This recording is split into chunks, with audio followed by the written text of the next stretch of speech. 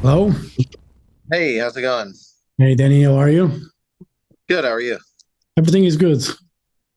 How is the shows with Bullet for My Valentine going? It's going good. Good crowds, really rowdy, which is awesome. Yeah, it's been fun. Cool. And before that, you guys did a tour with Shinedown. How did that go as well for you guys? That tour was awesome, man. It was incredible. All the guys at Shinedown are awesome. Their crew is awesome. The guys at 3 Days Grace as well are awesome. Uh, there's such a cool stage to perform on every night. It's a 70-foot catwalk stage, um, which took a minute to get used to, but it was really, really awesome. And all their fans were great. And, to be able to have these giant dressing rooms with plenty of showers and like all of our rider completely filled out with all the stuff that we have uh, for food and drink every day was really awesome. So it was a great tour, really good. Cool. I saw on Instagram that you guys, before the shows, not, I don't know if it was every day, but some of the days you guys played basketball. You were shooting some hoops. Who's the best? Who was the best baller in those in those bands? That's going to be me all day, every day for sure. I grew up playing basketball and still play basketball to this day, so it's not really fair because no one else really plays like that. And it's very rare that I ever meet someone in the music industry who does. So it's kind of a rare thing. Um, so I kind of have to just play for fun. Otherwise, I'm just basically destroying people, which is not cool. So you want to be able to play and have fun together. So, um, LeBron's not going to dunk on, high schoolers if he's playing at a benefit. And so like, not that I'm anywhere Yeah. near that, but, in the same level, it's like, I'm not going to bust out every possible move and shoot a bunch of shots. And, you know, I just wanted to have fun. We had fun. It was cool. Like Yeah. that was important. So, Yeah, I used to play basketball in school as well. And, when it become too serious, I stopped playing, because, you got the guys like nagging you, pushing your shorts and your shirt and trying to pinch you and all that shit. Fuck that. I'm here to yeah, play. yeah, for sure. I just want to Yeah. shoot hoops, I don't want to be nagging anyone.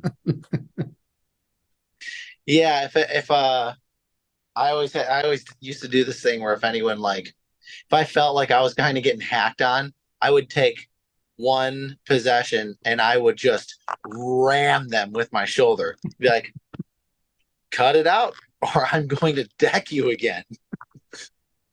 And being playing basketball, do you have a team in the NBA that you follow more? What's your team, and what are you thinking of the NBA season is coming to a close? Yeah, I'm not really sure what's happening at the moment. I know the Lakers. I've been a Lakers fan all my life, basically, and I know it wasn't going well, so I just kind of stopped watching it.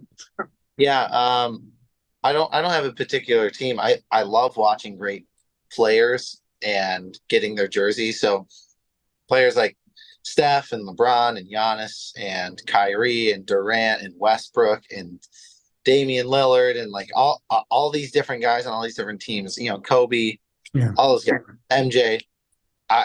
It's just incredible to watch them do what they do. So I don't really particularly have a team, um, but yeah, the playoffs have been insane. The Lakers did get swept by the Nuggets. They are just an unstoppable force. It seems like. Um, so I'm rooting for right now. I'm rooting for the Heat to beat the Celtics, and then for the Heat to beat the Nuggets because that would be the greatest underdog story. Because they were basically almost not in the playoffs. Then they beat the Bucks, who were the first seed, and then and now they're beating the Celtics, and they should finish them off.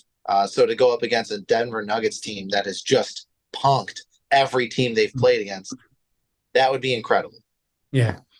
And let's talk about the new record that you guys are about to put out, Blackout.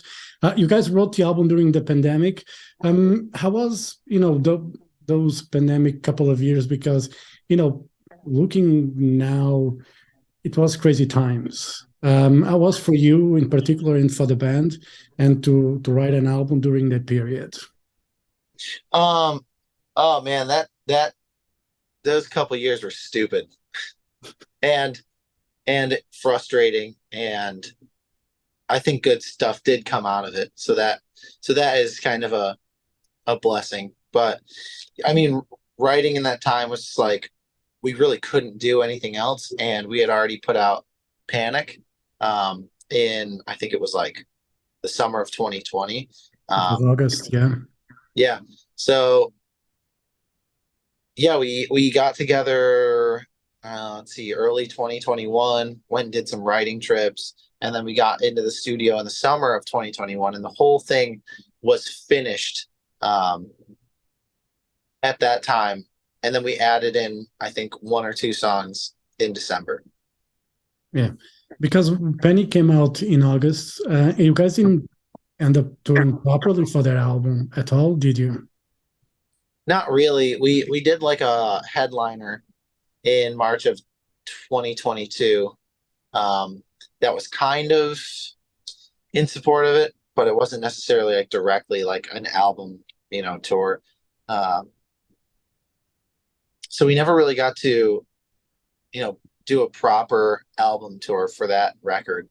Um, that won't be the case, I don't think, for this upcoming one, unless we just have so many offers and opportunities from bigger artists to go out on really cool tours. So we'll see there, I guess. Yeah, and you did something unusual. At least for me, it's unusual, but it's probably becoming a regular thing for bands. You guys put out 5 singles so far before the album is out, which is not normal. Normally, got one track, maybe two, three at the most, and then the album comes out. But you guys put out 5.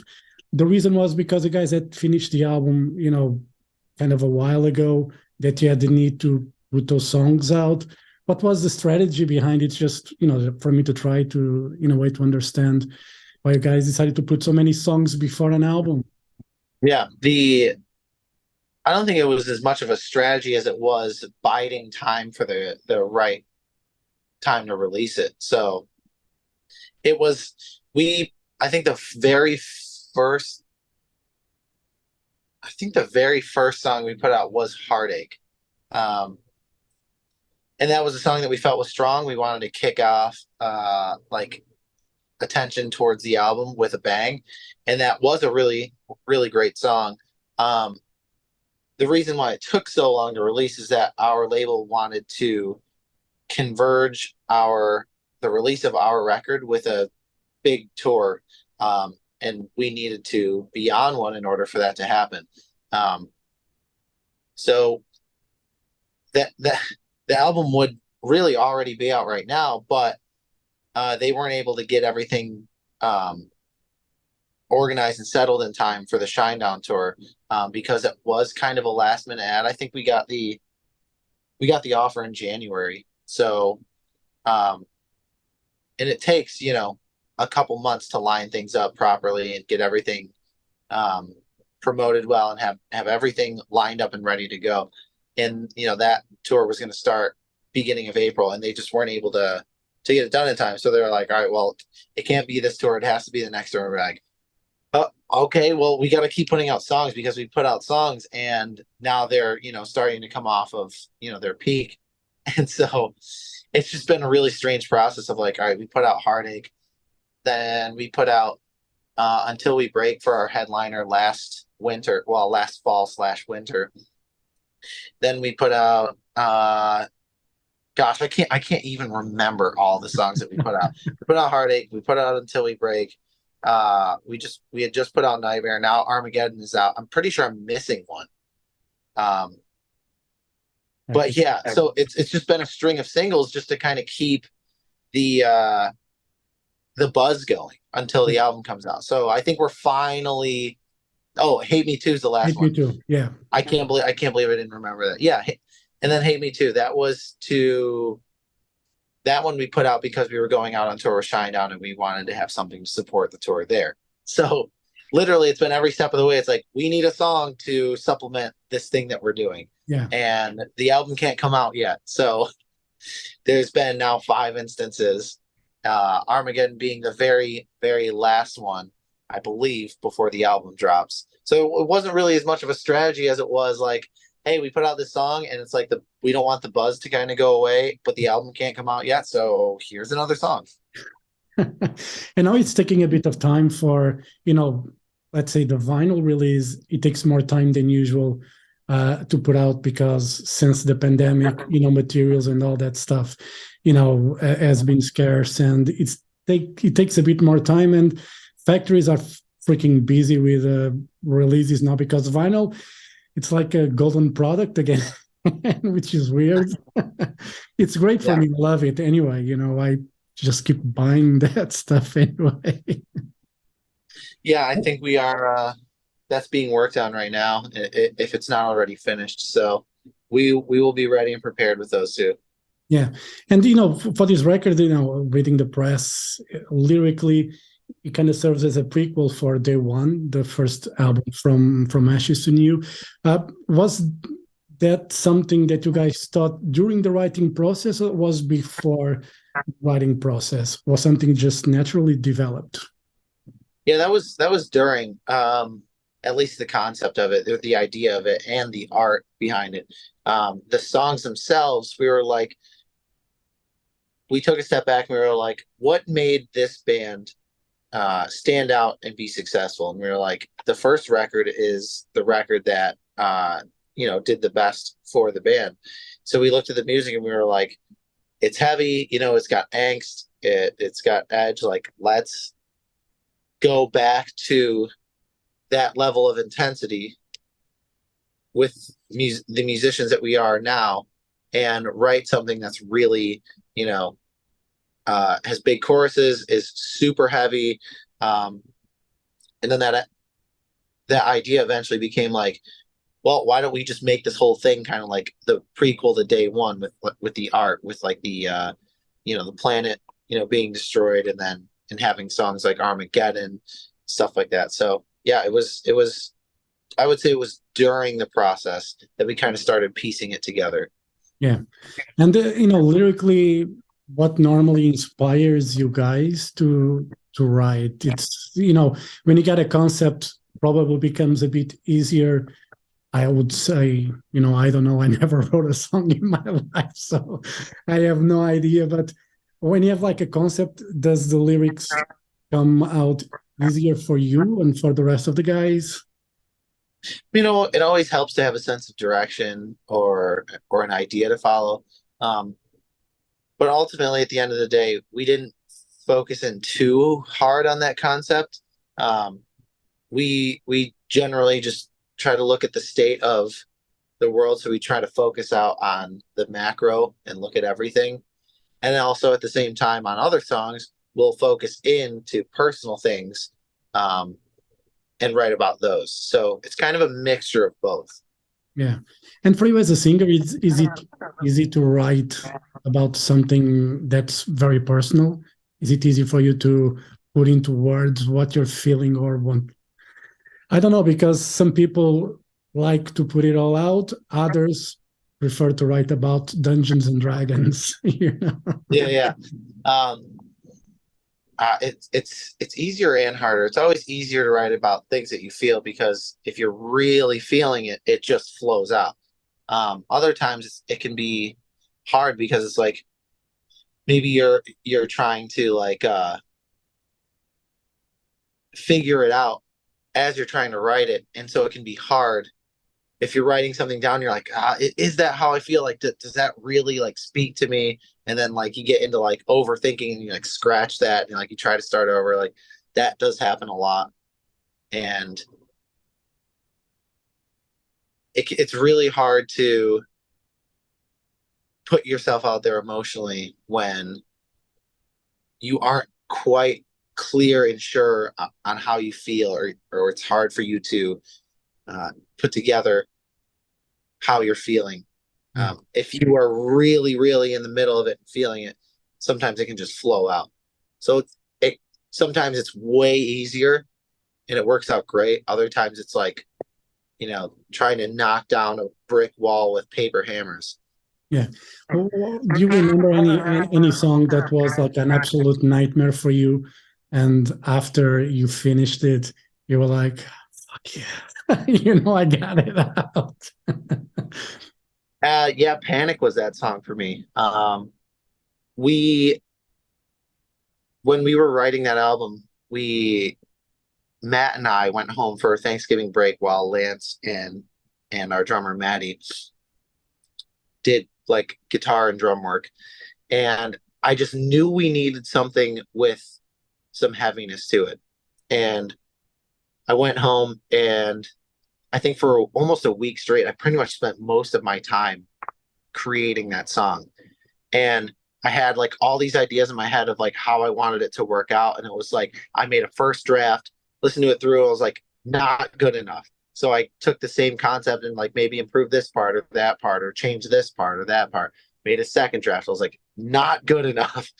So I went through again and changed this thing and that thing. And then I started messing around with these synths. And that's how I ended up getting that kind of synth lead in the beginning of the song. And I was like, I think I'm onto something. Kept working at it, got a melody for it as well. And I was like, this is totally it. Like, I don't have the lyrics yet. I don't have the verse raps written because Matt usually takes the mantle on those. I was like, the bridge isn't quite written yet, but I know exactly what I want to do there. And I was like, I can tell, like, with everything that's laid out, I was like, this is going to be dope. And then we went in the studio, and in one day we wrote everything for it. So getting that done and getting it out, I was super, super proud of. It was a lot of work, but it was like my first major contribution to the band. Yeah. And from Ashes to New, you guys always branching out musically. You're not afraid of trying new things. Should there be any boundaries when it comes, or do you have mentally a boundary when you're writing a song, or you don't really think about any of that, and whatever comes out, if it fits, you go for it? I think it depends on the band and what they want, and it also depends on the fans and what they expect from the band. So there are some bands, and I think we kind of can fall into this category too, where it's like, could we go and make something completely out of left field just because we wanted to make it? Yes. But it ultimately might be off brand for us. It might not be well received, or it just might not make sense to our fans or for our fans. And then there are other bands that's what they've built their career on. And so one of my favorite bands of all time, Avenged Sevenfold, they just write whatever they want to write. And you're either on the boat or you're not. And they built their whole career off that. So it's like, they have a country song. They have like these crazy, dark, kind of like almost like circusy songs. And then they've got, straight up heavy songs. They've got soft songs, all that stuff. For a band like us, it would be crazy, and I would love it if we could, but I'm not sure that we could ever pull off writing a country song and making it work. So like we'll stick to some parameters where it's like, does this sound like the brand of From Ashes to New that has been put out up until today? Yeah. We try to be somewhat conscious of that without ever putting ourselves in a box. But we'll probably never be writing like a polka song. So as fun as that would be, that probably won't happen.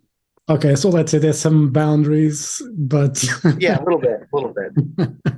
And let's talk about social media and the importance that it has these days.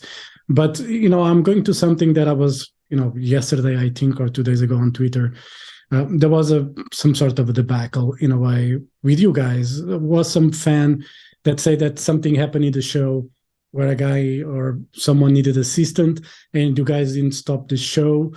And yep. And you guys were saying no one alerted us that something was happening.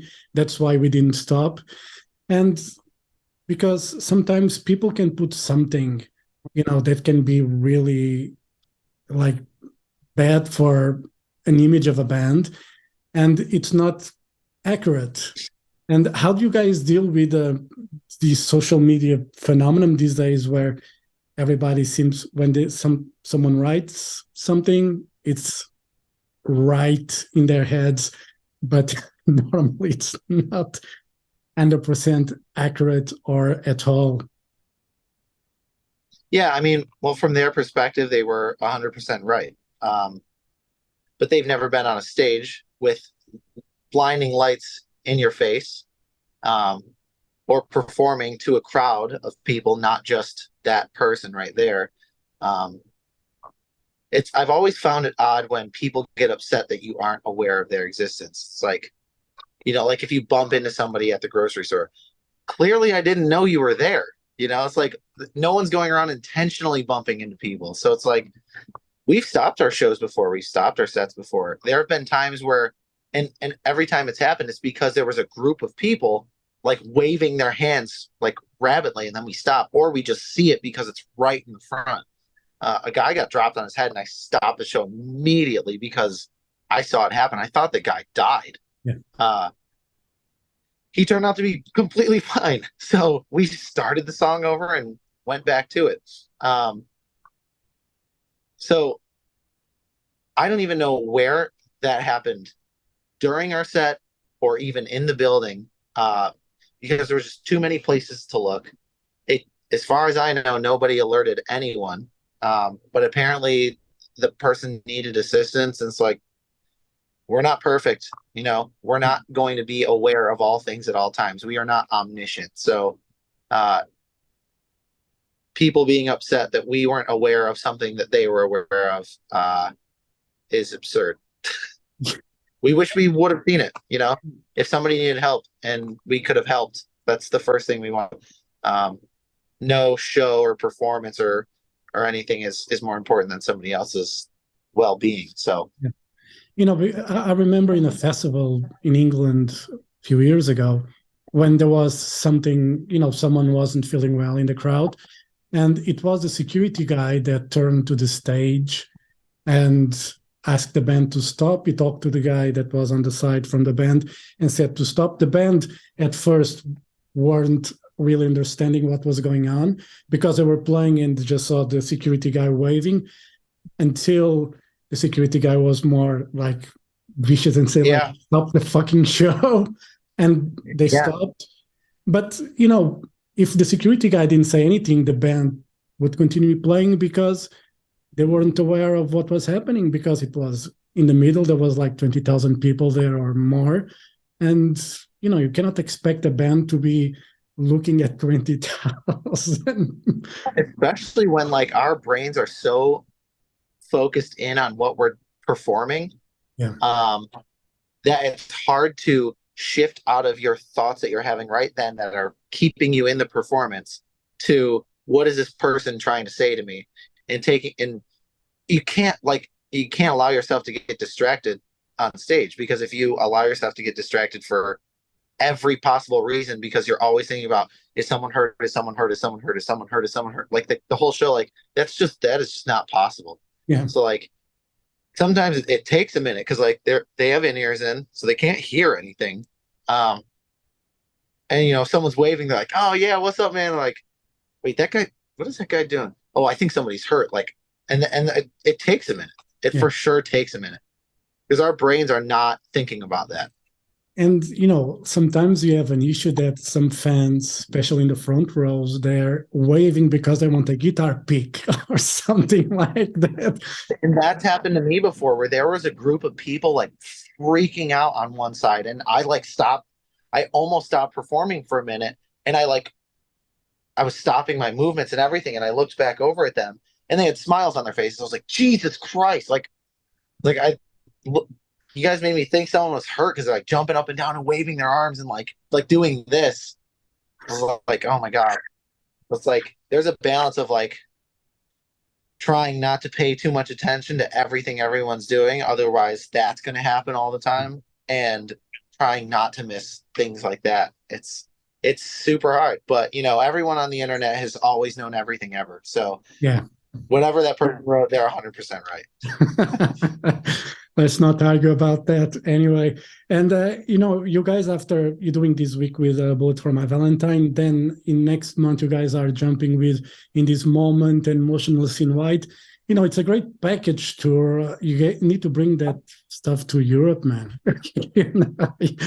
You cannot just do Yeah. the best. You guys have all the fun sometimes. Oh yeah, for sure. And honestly, I would love to perform in Europe, because I think the fans are more grateful for shows because they don't get them as much. I will say this: we are working on something for springtime, so we're going to keep our fingers crossed. Hopefully, it works out. It looks pretty good, like it's going to happen. Looks like it's going to happen. Can't say 100% because sometimes things happen, but we are planning to be there in the spring. So, I look forward to that. I know, I see like bands like Ice Nine Kills, for instance, they're doing shows with Metallic and they're doing some headline shows like in Europe, and I can see the demand there is for, those bands. And like, I'm sure from Ashes to New, there'll be a demand as well as for In This Moment or Motionless in White. And, it befuddles me that you guys don't come to Europe more often. Yeah, I will say this: post-pandemic, the cost of coming over to Europe is astronomical. So some bands won't do it because they don't want to lose out on a bunch of money. And that makes sense. After just getting back from being off for 2 years, a lot of bands can't really afford to have that kind of loss. We actually did have a European offer. I think it was maybe early 2022, and we just couldn't do it. We couldn't lose that money at that time. Yeah. Now that we have got a bunch of touring under our belt since 2020, and we've stacked up a good amount of money, like we can afford to lose money and come there. And at this point, like that's what we are totally willing to do that. But yeah, I know that Shinedown originally had a tour that was going to be in Europe, and they are a band that does not want to sacrifice their show at all. They want to bring the absolute best show that they possibly can. And I think due to like the costs and the logistics and stuff like that, they weren't going to be able to bring the show that they wanted. And so they're like, we just can't do it right now because for their brand is to be the best band in the world. That's their motto. And if they can't do it at the highest level, they're just going to wait. And I think that a lot of bands are maybe in that boat. We're currently ready to come over, and we will lose money to do it. Yeah, cool. And if you guys play Portugal, Danny, I'll challenge you for a 1-on-1. For basketball. Yeah. Dude, I'm down. You have to go easy on me. I haven't played in a while, but I think I'm still good at it. It's just like riding a bicycle, at least for me. Yeah, for sure. All right, Danny, thank you very much for your time. All the best for the tour that you guys are doing and for the upcoming one. We did This Moment and Motionless in White. I enjoyed the songs from Blackout a lot. It's a great record. And hopefully next year you can see you guys in Europe, hopefully in Portugal as well. So yeah, fingers crossed. That'd be awesome. Thank you so much for having me. Take care. Thank you so much. Have a great day. Thank you. Bye-bye.